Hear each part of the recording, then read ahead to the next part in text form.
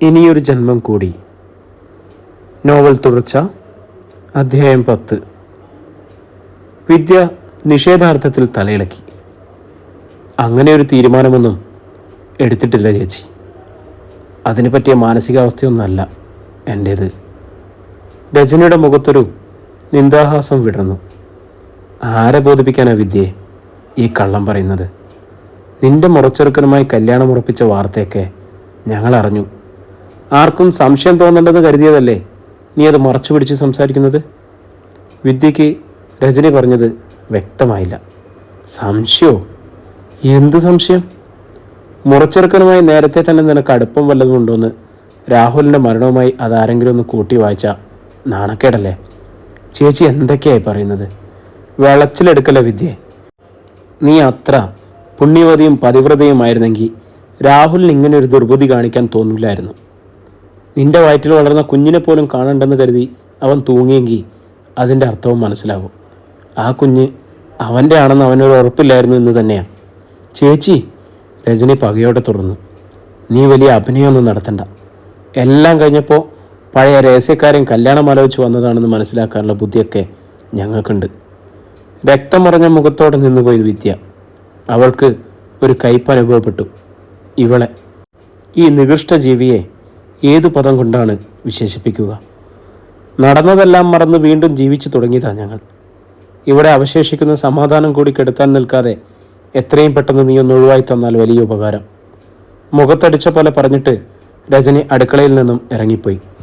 വിദ്യ പ്ലേറ്റും കയ്യിൽ പിടിച്ച് നിശ്ചലയായി നിന്നു. ഹൃദയത്തിലേക്ക് ഒരു വലിയ കടാരയാണ് തറഞ്ഞിറങ്ങിയിരിക്കുന്നത്.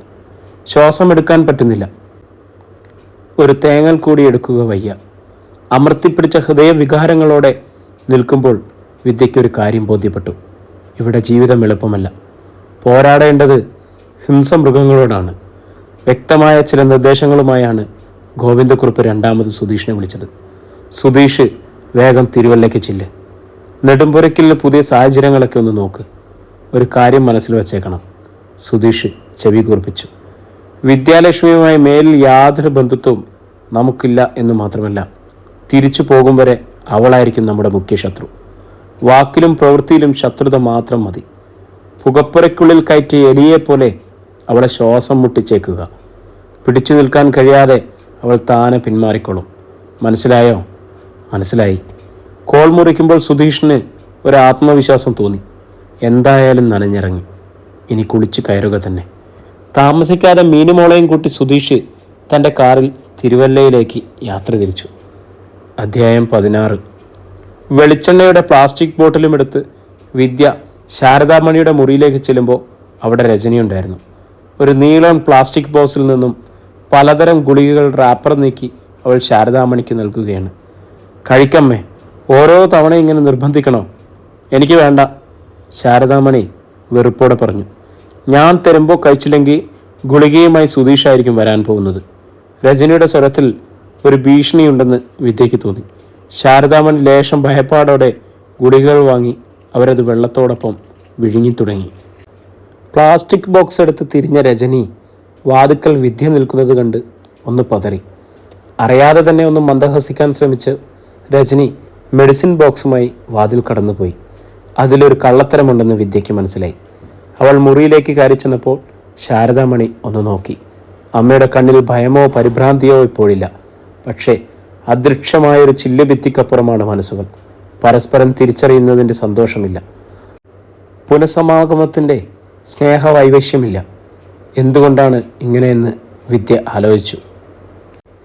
രാഹുലിൻ്റെ അഭാവമാണോ എല്ലാവരെയും അന്യരാക്കി തീർക്കുന്നത്? അതിനപ്പുറം മറ്റെന്തോ ദുരൂഹത കൂടി ഇവരുടെയൊക്കെ പെരുമാറ്റത്തിലുണ്ട്. അതെന്താണെന്ന് മനസ്സിലാകുന്നതേയില്ല.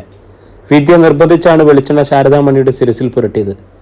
അവൾ അമ്മയുടെ തലയോട്ടിയിലും മുടിയിഴകളിലുമൊക്കെ നന്നായി വെളിച്ചെണ്ണ തേച്ച് മസാജ് ചെയ്തു. ശാരദാമണി കുളിക്കാൻ കയറിയപ്പോൾ വിദ്യ അലമാരയിൽ പരതി വൃത്തിയുള്ള ഒരു മുണ്ടും നേരിയതും എടുത്തു വെച്ചു. കുളി കഴിഞ്ഞിറങ്ങിയ ശാരദാമണിയെ വേഷം മാറ്റാൻ വിദ്യയും സഹായിച്ചു. പുറത്തോട്ടൊക്കെ ഒന്ന് ഇറങ്ങമ്മേ. സദാസമയം മുറിക്കുള്ളിൽ തന്നെ അടച്ചിരുന്നിട്ട ഈ സുഖമില്ലായ്മയ്ക്ക്. കാറ്റും വെളിച്ചവും ഏറ്റാൽ തന്നെ പകുതി അസുഖം മാറും. വിദ്യ നിർബന്ധിച്ച് ശാരദാമണിയെ മുറിക്ക് പുറത്തേക്ക് ഇറങ്ങി. രജനി എവിടെ നിന്നോ പാഞ്ഞു വന്നു. അമ്മ ഇതെവിടെ പോവാ? മുറിക്ക് പുറത്തിറങ്ങരുതെന്ന് സുധീഷ് പറഞ്ഞിട്ടുള്ളതല്ലേ? ശാരദാമണിയുടെ മുഖത്ത് പരിഭ്രമം. അവർ വിദ്യയെ നോക്കി. എന്തിനാ അമ്മ മുറിക്കുള്ളിൽ തന്നെ കഴിയണമെന്ന് നിർബന്ധം പിടിക്കുന്നത്? നിന്നോട് എനിക്കൊന്നും സംസാരിക്കാനില്ല. ഇത് ഞങ്ങളുടെ കുടുംബക്കാര്യമാ. രജനി മുഖത്തടിച്ച പോലെ പറഞ്ഞിട്ട് ശാരദാമണിയെ നോക്കി. അകത്ത് കയറിപ്പോ അമ്മേ. ശാരദാമണി എന്തു ചെയ്യണമെന്നറിയാതെ സംഭ്രമത്തിൽ നിന്നു. അവരുടെ കൈത്തണ്ടയിൽ വിദ്യ ബലമായി പിടിച്ചു. അമ്മയെ മുറ്റത്തിറങ്ങിയ ഒരല്പം കാറ്റോ വെയിലോ കൊണ്ടാൽ ഇവിടെ എന്താണ് സംഭവിക്കുന്നതെന്ന് എനിക്കൊന്ന് കാണണം. ഉറച്ച സ്വരത്തിലായിരുന്നു വിദ്യ പറഞ്ഞത്. അവൾ ശാരദാമണിയെ കൊണ്ട് പുറത്തേക്ക് നീങ്ങുകയും ചെയ്തു. മുറ്റത്തുകൂടി വെയിലും കാറ്റുമേറ്റ് നീങ്ങുമ്പോഴും ശാരദാമണിയുടെ മുഖത്ത് പ്രസന്നതയൊന്നുമില്ല. വീടിൻ്റെ പിൻവശത്ത് ഒരു വലിയ നാട്ടുമാവുണ്ട്. അവിടെ നിന്നും പടികൾ കെട്ടിയിറക്കി താഴെ റോഡുമായി ബന്ധിപ്പിച്ചിരിക്കുകയാണ്. മാവിന് ചുറ്റും ഇരിക്കാൻ ഒരു കോൺക്രീറ്റ് തറ കെട്ടിയിട്ടുണ്ട്. വിദ്യ ശാരദാമണിയോടൊപ്പം അവിടെ ചെന്നിരുന്നു. പച്ചയും മഞ്ഞയും നിറമുള്ള മാവിലകൾ പൊഴിഞ്ഞു കിടക്കുന്ന പടികൾ. മുൻപ് ശാരദാമണിയും വിദ്യയും ഇവിടെ വന്നിരിക്കാറുണ്ട്. ഒഴിവു ദിവസമാണെങ്കിൽ രാഹുലും അവരോടൊപ്പം കൂടും. അമ്മയുടെയോ വിദ്യയുടെയോ മടിയിൽ തലവെച്ച് കിടന്ന് അവൻ തമാശകൾ പൊട്ടിക്കും. മാവിൻ്റെ തണലിനും ആ പടിക്കെട്ടുകൾക്കുമൊക്കെ ഇപ്പോൾ അന്നത്തെ പ്രശാന്തത നൽകാനാവുന്നില്ല. ഒരു മൗനം വീർപ്പുമുട്ടലോടെ അന്തരീക്ഷത്തിൽ മുറുകി നിൽക്കുകയാണ്. അമ്മ എന്താ ഒന്നും മിണ്ടാത്തത്?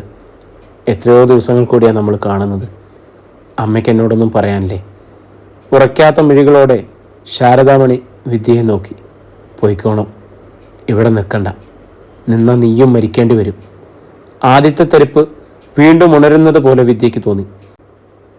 അമ്മയ്ക്ക് തന്നെ മനസ്സിലാവാതെ എന്തോ പുലമ്പിയതാണെന്ന് മുൻപും വിചാരിച്ചത്. പക്ഷെ ഇപ്പോഴും ശാരദാമാത തന്നെയാണ് ആവർത്തിക്കുന്നത്. നിഗൂഢമായ ഏതോ രഹസ്യത്തിൻ്റെ താക്കോൽ സൂക്ഷിപ്പുകാരിയാണ് അവരെന്ന് വിദ്യയ്ക്ക് തോന്നി. എന്താ അമ്മ ഇങ്ങനെയൊക്കെ സംസാരിക്കുന്നത്? ആർക്കാ എന്നെ കൊല്ലണം എന്നുള്ളത്? ശാരദാമണി നോട്ടം മാറ്റിക്കളഞ്ഞു. അമ്മയുടെ ഇരിപ്പിലും നോട്ടത്തിലുമൊക്കെ എന്തോ പന്തികേട് വിദ്യയ്ക്ക് തോന്നി. കാഴ്ച ഉറയ്ക്കുകയോ ചിന്ത തെളിയുകയോ ചെയ്യുന്നില്ല. എന്തുകൊണ്ടാണ് ഇതൊക്കെയെന്ന് അവൾക്ക് മനസ്സിലായില്ല. രാഹുൽ മരിച്ച ദിവസം അമ്മയുടെ ഉണ്ടായിരുന്നുവല്ലോ എന്ന് അവൾ ഓർത്തു. മറ്റാരെങ്കിലും ഇവിടെ വന്നിരുന്നോ? അവർ നിന്നെ കൊല്ലുമെന്ന് ആദ്യം കണ്ടപ്പോൾ പറഞ്ഞത് ആരെക്കുറിച്ചാണ്? പറയമ്മേ, ആർക്കാ എന്നെ കൊല്ലേണ്ടത്? രാഹുൽ മരിച്ച ദിവസം ആരെങ്കിലും ഇവിടെ വന്നിരുന്നോ? വിദ്യ ഉറച്ച സ്വരത്തിലാണ് ചോദിച്ചത്. ശാരദാമണിയുടെ കൃഷ്ണമണികൾ വിദ്യയുടെ മുഖത്ത് വന്ന് നിശ്ചലമായി. അവർ മൂളി. വിദ്യയ്ക്ക് ഒരു നിമിഷം ഹൃദയമിടിപ്പ് നിലച്ചതുപോലെ തോന്നി. ആരാ വന്നത്? അവൾ ഉദ്യോഗത്തോടെ തിരക്കി. ചെകുത്താൻ. ശാരദാമണിയുടെ സ്വരം മാത്രമല്ല, ഉടലും വിറപൂണ്ടു. ചെകുത്താനാ വന്നത്, എല്ലാവരെയും കൊല്ലാൻ, ഈ വീടിന് തീ വയ്ക്കാൻ. വിദ്യയ്ക്ക് നെഞ്ചിലൂടെ മിന്നലുകൾ പാഞ്ഞു. പെട്ടെന്ന് താഴത്തെ റോഡിൽ നിന്നും ഒരു ഹോൺ ശബ്ദം മുഴങ്ങി. വിദ്യയും ശാരദാമണിയും അവിടേക്ക് നോക്കി. സുധീഷിൻ്റെ കാറ് വളവ് തിരിഞ്ഞ് കയറി വരുന്നു. ചെകുത്താനെ കണ്ടതുപോൽ ശാരദാമണിയുടെ മുഖം വിളറി. വിദ്യ അത് ശ്രദ്ധിച്ചു. ശാരദാമണി പിടഞ്ഞെഴുന്നേൽക്കാൻ ശ്രമിച്ചു. അവർ പരിഭ്രാന്തിയായി കഴിഞ്ഞിരുന്നു. അമ്മ എന്തിനാ പേടിക്കുന്നത്? സുധീഷേട്ടനല്ലേ അത്? പോകാം, തല്ലും, അവൻ തല്ലും. വിദ്യ നടുക്കത്തോടെ എണീറ്റു. സുധീഷേട്ടൻ അമ്മയെ തല്ലുവെന്നോ? ശാരദാമണി വെപ്രാളത്തോടെ നടക്കാനാഞ്ഞു. അവർ ചൂട് വേണ്ടത്ര ഉറയ്ക്കാതെ വീഴാനാഞ്ഞു. വിദ്യ അവരെ താങ്ങി. അമ്മ പേടിക്കാതെ, ആരും തല്ലും കൊല്ലും ഒന്നുമില്ല, പതുക്കെ നടന്നാൽ മതി. വിദ്യയുടെ കയ്യിൽ പിടിച്ചാണ് ശാരദാമണി മുറ്റത്തോടെ നടന്ന് മുൻവശത്തെത്തിയത്. സുധീഷും രജനിയും മടക്കിപ്പിടിച്ച് സംസാരിച്ചുകൊണ്ട് മുൻവശത്ത് നിൽപ്പുണ്ട്. മീനിമോൾ രജനിയുടെ തോളിൽ കിടന്നാണ് മയക്കം. സുധീഷ് വിദ്യയെയും ശാരദാമണിയെയും ഒന്ന് നോക്കി. മുഖത്ത് യാതൊരു പരിചയഭാവങ്ങളുമില്ല. വിദ്യയ്ക്ക് ഒരു വല്ലായ്മ തോന്നി. അവർ അടുത്തേക്ക് ചെല്ലുന്തോറും സുധീഷിൻ്റെ മുഖം കൂടുതൽ കനത്തുവന്നു. അവൻ്റെ കണ്ണുകളിൽ വെറുപ്പ് പുകയുന്നുണ്ടെന്ന് തോന്നി. ശാരദാമണിയും വിദ്യയും സിറ്റൗട്ടിനരികിലെത്തി. അമ്മ ആരോട് ചോദിച്ചിട്ടാ പുറത്തേക്ക് ഇറങ്ങിയത്? തലയ്ക്ക് സുഖമില്ലാതെ തീയിലോ വെള്ളത്തിലോ ചെന്ന് ചാടിയാ ഞങ്ങൾ വേണം സമാധാനം പറയാൻ. സുധീഷിൻ്റെ ചാടിക്കടിക്കും പോലെയുള്ള സംസാരം ശാരദാമണിയെ കൂടുതൽ ഭയപ്പെടുത്തി. അവർ വിദ്യയുടെ പിന്നിലേക്ക് മാറാൻ ശ്രമിച്ചു. അമ്മയെ വഴക്ക് പറയില്ല സുധീഷേട്ടാ, മുറിക്കകത്ത് അടച്ചിരിക്കണമെന്ന് കരുതി ഞാനാ പുറത്തിറക്കിയത്. സുധീഷ് വിദ്യയ്ക്ക് നേരെ തിരിഞ്ഞു. ആരോട് ചോദിച്ചിട്ട്? അല്ലെങ്കിൽ തന്നെ നിനക്കെന്താ ഈ വീട്ടിൽ കാര്യം? വിദ്യയുടെ മുഖത്ത് ഒരമ്പരപ്പുണ്ടായി. അന്ന് വരെ കണ്ടിട്ടോ സംസാരിച്ചിട്ടോ ഉള്ള സുധീഷേട്ടനല്ല മുൻപിൽ നിൽക്കുന്നത്, അപരിചിതനായ ഒരാൾ. അവൻ്റെ കണ്ണുകളിൽ എരിയുന്ന വൈര്യം കണ്ടപ്പോൾ ശാരദാമണി പറഞ്ഞതാണ് സത്യമെന്ന് തോന്നി. ഇയാൾ തല്ലാനും മടിക്കില്ല. എന്താടി നിന്റെ വായിൽ? നാക്കില്ലേ? അഴിഞ്ഞാടി നടന്ന് ഞങ്ങളുടെ ചെറുക്കനെ കൊലക്കി കൊടുത്തത് പോരാഞ്ഞിട്ടാണോ വീണ്ടും ഈ എഴുന്നള്ളത്ത്? ഇനി ആരെയൊക്കെ കൊല്ലണമടി നിനക്ക്? ഈ തള്ളയെയോ അതോ ഞങ്ങളെയോ? വിദ്യയുടെ മുഖത്ത് ഒരു സ്തംഭത പടർന്നു. സുധീഷ് കോപകുലനായി മുന്നോട്ട് വന്ന് വിദ്യയുടെ തൊട്ടു മുൻപിൽ നിന്നു. ഒരു കാര്യം ഞാൻ പറഞ്ഞേക്കാം. അവൻ വിദ്യയുടെ മുഖത്തിന് നേർക്ക് കൈ ചൂണ്ടി. എത്രയും പെട്ടെന്ന് വന്നത് എവിടുന്നാണോ അങ്ങോട്ട് തന്നെ തിരിച്ചു പൊക്കണം. ബാഗോ കുടച്ചക്രമോ നീ കൊണ്ടുവന്നത് എന്താണെന്ന് വെച്ചാൽ എടുത്തുകൊണ്ടിറങ്ങിക്കണം. ഇല്ലെങ്കിൽ നിന്നെ വലിച്ചഴിച്ച് ഗേറ്റിനപ്പുറത്ത് ഞാൻ കൊണ്ടുവിടും. ഡാഷുമോളെ. മുഖത്തടിയേറ്റ പകപ്പോടെ വിദ്യ നിന്നു. നാളിതുവരെ ജ്യേഷ്ഠസ്ഥാനം കണ്ട് സ്നേഹബഹുമാനങ്ങൾ നൽകിയ ആളാണ് ഒരു തെരുവ് തെമ്മാടിയേക്കാൾ സംസ്കാരശൂന്യമായി സംസാരിക്കുന്നത്. അവൾ ശാരദാമ്മയെ നോക്കി. അവർ ഭയന്നു നിൽപ്പാണ്. രജനിയുടെ മുഖത്ത് സ്ഥായിയായ നിന്ദാഭാവം തന്നെ. വിദ്യയുടെ ഞരമ്പുകളിലേക്ക് ഒരു ചൂടുകാറ്റ് വീശി നിവർന്നു. രക്തത്തിൽ പ്രതിരോധം തിളച്ചുയർന്നു. കനത്ത മുഖത്തോടെ അവൾ സുധീഷിനെ നോക്കി. നീ ആരടാ അത് പറയാൻ? അവൾ വീറോടെ തിരക്കി. ഒറ്റ നിമിഷം കൊണ്ട് സുധീഷ് കാറ്റഴിഞ്ഞ ബലൂൺ പോലെ ചുരുങ്ങിപ്പോയി. അത്രയ്ക്ക് അവിശ്വസനീയമായ ഒരു ഭാവമാറ്റമായിരുന്നു വിദ്യയുടേത്. നാളിതുവരെ അനാവശ്യമായൊരു വാക്കോ പ്രവൃത്തിയോ വിദ്യയുടെ ഭാഗത്തുനിന്നും ഉണ്ടായിട്ടില്ല. ഒന്ന് ശബ്ദമുയർത്തി സംസാരിച്ചിട്ട് പോലുമില്ലാത്തവളാണ്. കൂസലന്നി സുധീഷിൻ്റെ മുഖത്ത് നോക്കി നീ ആരടാ എന്ന് വെല്ലുവിളിച്ചിരിക്കുന്നത്. അതുവരെ കാഴ്ച കണ്ട് രസിക്കുകയായിരുന്ന രജനി വിദ്യയുടെ നേർക്ക് പാഞ്ഞു വന്നു. നീ എന്താടീ സുധീഷിനെ വിളിച്ചത്? കനലെരിയുന്ന മിഴികളോടെ വിദ്യ രജനിയെ നോക്കി. കേട്ടില്ലായിരുന്നോ? ഒന്നുകൂടി ചോദിക്കാം. വൃത്തികെട്ട വാക്കുകൾ കൊണ്ട് എന്നെ അപമാനിക്കാനും എൻ്റെ ഭർത്താവിൻ്റെ വീട്ടിൽ നിന്നും ഇറക്കി വിടുമെന്ന് പറയാനും ഇവൻ ആരാണെന്ന്? അഹങ്കാരി! സുധീഷേട്ടൻ നിന്നേക്കാൾ എത്ര വയസ്സിന് മൂത്തതാടി? നീ എന്നും അവനെന്നും ഒക്കെ കൂസലില്ലാതെ വിളിക്കുന്നത് ചെകിടത്ത് അടി കിട്ടാത്തതിൻ്റെ സൂക്കേടല്ലടി. തല്ലാനും തിരുത്താനും ഒക്കെ അവകാശം വേണമെങ്കിലേ നിൽക്കേണ്ട സ്ഥാനത്ത് നിൽക്കണം. ഏത് സ്ഥാനത്തുള്ളവനായാലും പറയുന്ന ഭാഷ ആഭാസൻ്റേതായാൽ ആ വിലയെ ഞാൻ കൊടുക്കൂ. വിദ്യ ഉറച്ച സ്വരത്തിൽ പറഞ്ഞു. രജനി സുധീഷിനെ നോക്കി. അവൻ്റെ മുഖത്ത് പരാജയഭാവമാണ്. രജനിക്ക് കലി കയറി. കെട്ടിയോനെയും കാമുകനെയും ഒരുപോലെ സൽക്കരിച്ച് നടന്ന നിന്റെ സ്വഭാവ ഗുണം ശരിക്കറിയാവുന്നത് കൊണ്ട് തന്നെയാ സുധീഷേട്ടൻ അങ്ങനെ പറഞ്ഞെന്ന് വിചാരിച്ചോ? വിദ്യാലക്ഷ്മി ക്ഷമയുടെ അവസാനത്തെ പടിയിലേക്ക് ഇറങ്ങി നിന്ന പോലെ രജനിയെ നോക്കി. ഇതുവരെ രാഹുലിൻ്റെ ചേച്ചിയെ ആ സ്ഥാനത്ത് കണ്ട് സ്നേഹിക്കുകയും ബഹുമാനിക്കുകയും ചെയ്തിട്ടുണ്ട് ഞാൻ. വാക്കിലും നോക്കിലും വിഷം ചീറ്റിച്ചുകൊണ്ട് നടക്കുന്ന നിങ്ങളുടെ ഉദ്ദേശം എന്താണെന്ന് എനിക്കറിയില്ല. ഒരു കാര്യം വ്യക്തമായി പറയാം. എൻ്റെ കൈയകലത്തിൽ നിന്നും അപമാനിക്കുന്ന രീതിയിൽ സംസാരിക്കുന്നത് ആരായാലും അവരുടെ ചെകിട്ടത്ത് ഞാൻ അടിക്കും. വിദ്യയുടെ മിഴികളിൽ എരിഞ്ഞു നിൽക്കുന്ന ക്രോധം കണ്ടപ്പോൾ അവൾ അടിച്ചേക്കുമെന്ന് തന്നെ രജനിക്ക് തോന്നി. അവൾ അറിയാതെ ഒരു ചുവട് പിന്നോട്ട് മാറി. നെടുമ്പുരക്കിൽ രാഹുൽ മാധവൻ്റെ ഭാര്യ ഞാൻ. ആ അവകാശവും അധികാരവും ആരുടെ കാൽ കീഴിലേക്കും വലിച്ചെറിഞ്ഞു തരാൻ ഞാൻ തയ്യാറില്ല. എന്നെ പുറന്തള്ളി ഇവിടെ കയറിക്കൂടാമെന്ന് ആരെങ്കിലും വ്യാമോഹിക്കുന്നുണ്ടെങ്കിൽ അത് നടക്കില്ല. അതൊരു അവകാശ പ്രഖ്യാപന സ്ഥാനമുറപ്പിക്കലായിരുന്നു. ആർക്കും ഒരക്ഷരം പോലും പറയാനില്ല. വിദ്യ ശാരദാമണിയെ നോക്കി. ശാരദാമണി ചകിതയായി നിൽക്കുകയാണ്. വിദ്യ ചെന്ന് അവരുടെ കൈ പിടിച്ചു. അമ്മ എന്തിനാ ഇങ്ങനെ പേടിക്കുന്നത്? താഴ്ന്നു കൊടുക്കുന്നത് കൊണ്ടാ മറ്റുള്ളവരുടെ നമ്മുടെ തലയിൽ ചവിട്ടുന്നത്. അവൾ ശാരദാമണിയും കൂട്ടി വീട്ടിനുള്ളിലേക്ക് കയറിപ്പോയി. രജനിയും സുധീഷും എന്തു ചെയ്യണമെന്ന് തീർച്ചയില്ലാതെ പരസ്പരം നോക്കി നിന്നു. ശാരദാമണിയെ മുറിയിലാക്കിയിട്ട് വിദ്യ തൻ്റെ റൂമിലേക്ക് ചെന്നു. ഫോണെടുത്ത് നോക്കിയപ്പോൾ കുറേയേറെ മിസ്ഡുകൾ കണ്ടു. വിമലയുടെ നമ്പറായിരുന്നു. വിദ്യ തിരിച്ചു വിളിക്കണോ എന്ന് ആലോചിച്ചു. വീണ്ടും മൊബൈൽ ബെല്ലടിച്ചു തുടങ്ങി. വിദ്യ കോൾ എടുത്തു. ഹലോ മോളെ, നീ എവിടെ? ഞാനിവിടെ എത്തിയമ്മേ. ഒന്ന് വിളിച്ചു പോലും ഇല്ലല്ലോ. ഞാനിവിടെ തീ തിന്നിരിക്കുകയായിരുന്നു. വിദ്യയ്ക്ക് മനസ്സിലായി അവരുടെ വേവലാതി. എന്തിനാ അമ്മേ വെറുതെ ആദി കയറ്റുന്നത്? നിങ്ങളൊക്കെ എന്നെ ഓർത്ത് ഇനിയും വിഷമിക്കരുതെന്ന് കരുതിയാണ് ഞാൻ പോകുന്നത്. നീ ഇറങ്ങിപ്പോയ എല്ലാ വിഷമവും തീരുമോ? അങ്ങനെയാണോ ധരിച്ചു വച്ചിരിക്കുന്നത്? അമ്മേ പ്ലീസ്, നമുക്ക് ആ വിഷയം വിടാം. ഒരു നിമിഷം നിശബ്ദതയ്ക്ക് ശേഷം വിമലയുടെ സ്വരം വന്നു. നിനക്ക് കുഴപ്പമൊന്നുമില്ലല്ലോ? ആരൊക്കെയുണ്ട് അവിടെ? ശാരദാമ്മയുണ്ട്, പിന്നെ രജനി ചേച്ചിയും ഫാമിലിയും. രജനിക്ക് അന്വേഷണമുണ്ടോ? അവളും കൂടി ചേർന്നല്ലേ നിന്നെ ഒഴിവാക്കാൻ ശ്രമിച്ചത്? അതൊക്കെ അന്നത്തെ ദേഷ്യം കൊണ്ട് ചെയ്തതാ. ഇപ്പോൾ പ്രശ്നമൊന്നുമില്ല. വിദ്യ മനഃപൂർവ്വം കള്ളം പറഞ്ഞതാണ്. തൻ്റെ വീട്ടുകാരെ ഇനിയൊരു കാര്യത്തിനും ബുദ്ധിമുട്ടിക്കില്ല എന്ന് അവൾ ശപഥമെടുത്തിരുന്നു. മുരളിയും പ്രമീളയൊക്കെ വന്നില്ലേ? ഇല്ല, അവർ കുട്ടിക്കാലത്ത് നിൽക്കുന്നതാ സൗകര്യമെന്ന് തോന്നുന്നു. ഇവിടെ ശാരദാമ്മയ്ക്ക് സുഖമില്ല. അവിടെ ആകുമ്പോൾ പ്രമീളച്ചിയുടെ അമ്മയൊക്കെ ഉണ്ടല്ലോ കുഞ്ഞിനെ നോക്കാൻ. നീ വിഷമിക്കാതെ ഇരിക്കണം. അച്ഛൻ്റെ ദേഷ്യമൊക്കെ കുറച്ച് ദിവസം കഴിയുമ്പോൾ മാറിക്കോളും. നിൻ്റെ കയ്യിൽ പൈസ വല്ലതുണ്ടോ? ഉണ്ടമ്മേ. എന്താ മോളെ? വിദ്യ മടിച്ചു. പിന്നെ സങ്കോചത്തോടെ തിരക്കി. ഇന്ദു അമ്മയൊക്കെ എപ്പോഴാണ് പോയത്? അപ്പോൾ തന്നെ പോയി. ഒരക്ഷരം പോലും മിണ്ടിയില്ല. വെറുതെ ഇരിക്കുന്നവരെ വിളിച്ചു വരുത്തി നാണം കെടുത്തിയതല്ലേ. നിനക്ക് മനുവിനെക്കുറിച്ചെങ്കിലും ഒന്ന് ഓർക്കാമായിരുന്നു. അവൻ കാണിച്ച സ്നേഹത്തിന് പുൽക്കൊടിയുടെ വില പോലും ഇല്ലെന്നായില്ലേ? എത്ര പറഞ്ഞാലും നിങ്ങൾക്കൊന്നും മനസ്സിലാവില്ലല്ലോ അമ്മേ.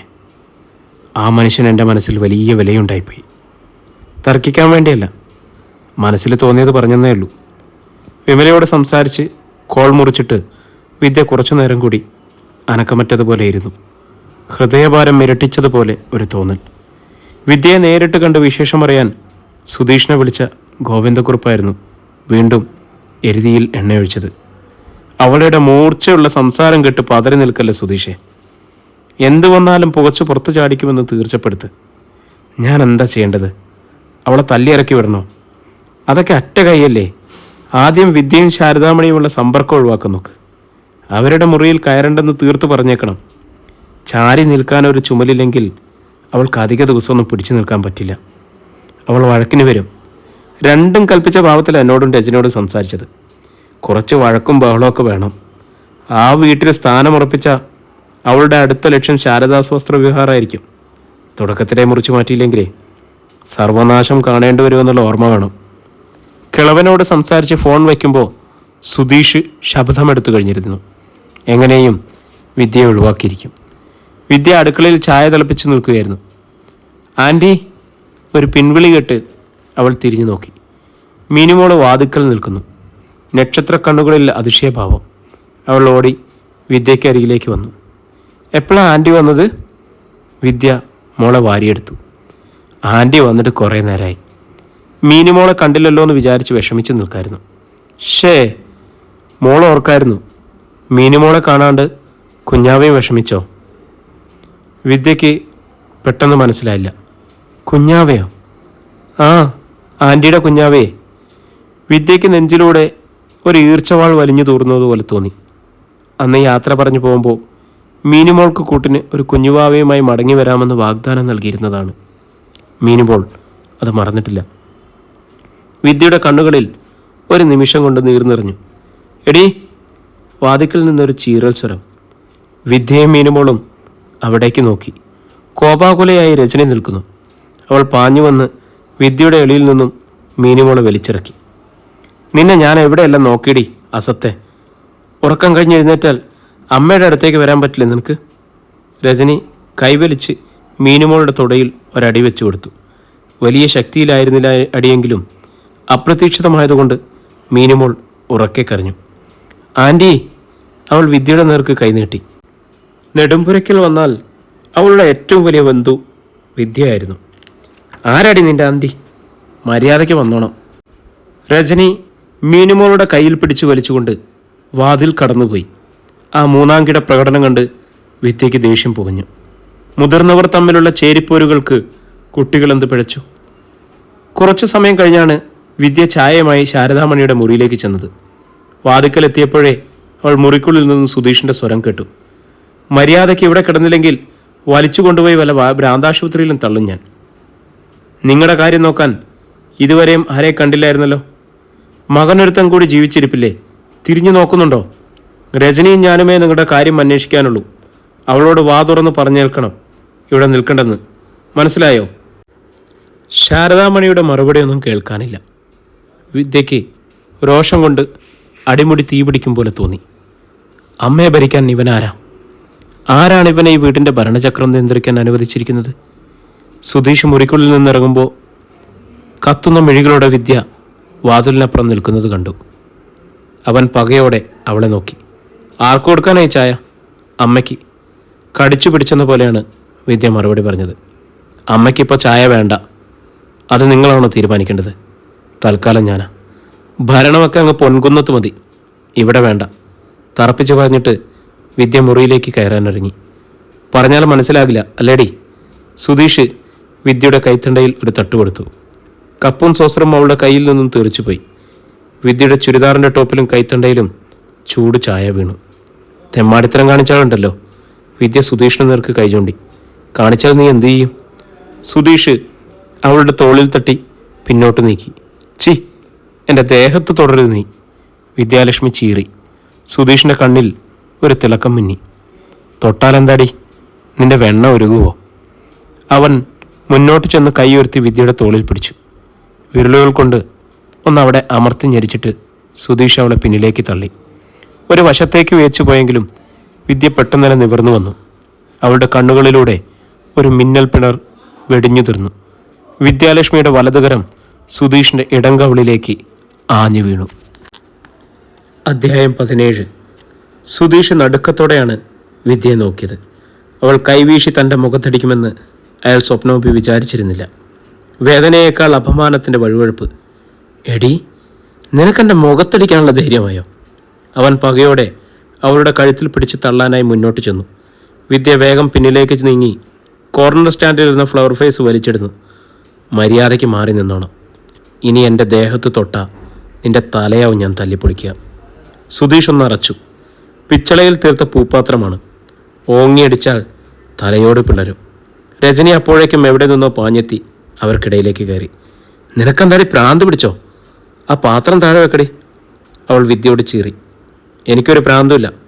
നിങ്ങളുടെ ഭർത്താവിനോട് പറഞ്ഞേക്ക്, ഇനി എൻ്റെ ദേഹത്ത് തൊട്ടാൽ അവൻ്റെ കൈ ഞാൻ വെട്ടുമെന്ന്. രജനി അമ്പരപ്പോടെ സുധീഷിനെ നോക്കി. അവളുടെ കയ്യിൽ പിടിച്ച് അമ്മയ്ക്കുള്ള ചായ തട്ടിക്കളഞ്ഞു. അമ്മയെ നോക്കാൻ നീയുണ്ടല്ലോ, ഇവളുടെ സേവനം വേണ്ടെന്ന് പറഞ്ഞേക്ക്. രജനി ദേഷ്യത്തോടെ വിദ്യയെ നോക്കി. നിനക്കെന്താടി കാര്യം? ഇത്രയും കാലം ഞങ്ങളല്ലേ അമ്മയുടെ കാര്യങ്ങൾ നോക്കിയത്? നോട്ടത്തിൻ്റെ കൂടുതൽ കൊണ്ടാവും ഒരു കുഴപ്പമില്ലായിരുന്ന അമ്മ നിത്യരോഗിയായത്. എന്ത് മരുന്ന് കൊടുത്ത അമ്മയുടെ ബോധം നിങ്ങൾ നശിപ്പിച്ചിട്ടിരിക്കുന്നത്? സുധീഷിൻ്റെ മുഖത്ത് ഒരു നടുക്കം വീണു.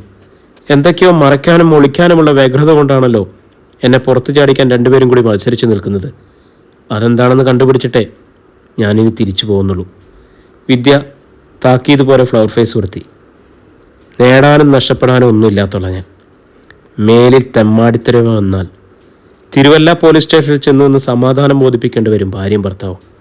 ഫ്ലവർ ഫേസ് സ്റ്റാൻഡിൽ വെച്ചിട്ട് വിദ്യ അടുക്കളയിലേക്ക് പോയി. മറ്റൊരു കപ്പിൽ ചായയായി വന്നു. ശാരദാമണിയുടെ മുറിയിലേക്ക് കൂസലന്നെ കയറിപ്പോയ അവളെ ആരും തടഞ്ഞില്ല. കൂട്ടിക്കലെ ഹാൾ മുറിയിൽ ആശങ്കാകുലമായ മനസ്സോടെ ഇന്ദുമതി ഇരുന്നു. 9:30 കഴിഞ്ഞപ്പോൾ മനുപ്രസാദിൻ്റെ ബൈക്കിൻ്റെ ഹെഡ്ലൈറ്റുകളിൽ നിന്നുള്ള പ്രകാശം ജനാല ചില്ലുകളിൽ തെളിഞ്ഞു. ഇന്ദുമതി ചെന്ന് വാതിൽ തുറന്നു. ബൈക്കിൽ നിന്നിറങ്ങിയ മനുപ്രസാദിൻ്റെ കയ്യിൽ എരിഞ്ഞു നിൽക്കുന്ന സിഗരറ്റിൻ്റെ പ്രകാശം കണ്ടതോടെ ഇന്ദുമതിയുടെ മനസ്സിടിഞ്ഞു താണു. ഏതാനും പുക കൂടി വലിച്ചൂതി കുറ്റി കളഞ്ഞിട്ട് മനുപ്രസാദ് ഇടറിയ ചുവടുകളോടെ വീട്ടിലേക്ക് കയറി വന്നു. ഇന്ദുമതി ഒരക്ഷരം മിണ്ടാതെ വാതിക്കൽ നിന്നും മാറി. ഭക്ഷണം കഴിക്കാൻ നിൽക്കാതെ മനു തൻ്റെ മുറിയുടെ നേർക്ക് പോയത് ഇന്ദുമതി വിളിച്ചു. മനു, നീ ചോറ് കഴിക്കുന്നില്ലേ? വേണ്ട. കഴിച്ചു. എന്താ നീ കഴിച്ചത്? ഭക്ഷണമോ മദ്യമോ? മനു തല തിരിച്ച് അമ്മയെ നോക്കി. ഇന്ദുമതി ആത്മരോഷത്തോടെ അവനടുത്തേക്ക് ചെന്നു. നീ വീണ്ടും കുടി തുടങ്ങിയല്ലേ? വെളിവ് കെട്ട് നടന്ന തീരോടാ പ്രശ്നങ്ങളൊക്കെ. വെളിവോ ബോധമോ ഇവിടെ ആർക്കെങ്കിലും ഉണ്ടോ അമ്മേ? ഇല്ല. ഉണ്ടായിരുന്നെങ്കിൽ അമ്മാവൻ്റെ വാക്കും വിശ്വസിച്ച് കീറിക്കളഞ്ഞ കല്യാണവേഷം തയ്ച്ചെടുത്ത് മുണ്ടക്കയം വരെ ചെന്ന് നാണം കെട്ടു പോരോ നമ്മൾ. ഇന്ദുമതിക്ക് വാക്കുകൾ നഷ്ടപ്പെട്ടു. മനുപ്രസാദ് ചുവന്ന കണ്ണുകളോടെ അമ്മയെ നോക്കി. സാരല്ല, ഇതൊക്കെ ഓരോ തലവരകളാ. എത്ര ചങ്കുപറിച്ച് സ്നേഹിച്ചാലും വേദനയും അപമാനവും മാത്രമേ തിരിച്ചു കിട്ടൂ.